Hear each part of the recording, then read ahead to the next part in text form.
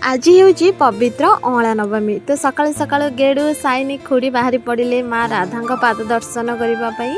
तापर एपटे देखिपे आम गाँव में कार्तिक माँ मैंने केमिति लाइन लगी चौरा पाखक कहीं आज अँला नवमी आउ ए दृश्यटा स्पेशली गाँ मानक देखा एपटे आम पेंडू को नेलेनी बोली बिचारी मन दुखरे जाऊला।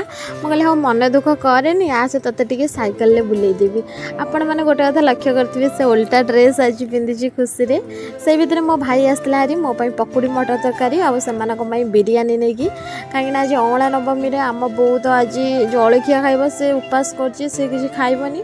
तो ता सब मिसिकी मु भी टिके चूड़ा नड़िया बढ़िया से चकड़ी देता मु भी टिके खाईदेली बो सब मिसिकी से भितर मो भाई से पार्सल बिरियानी मिसिकी से खाइले।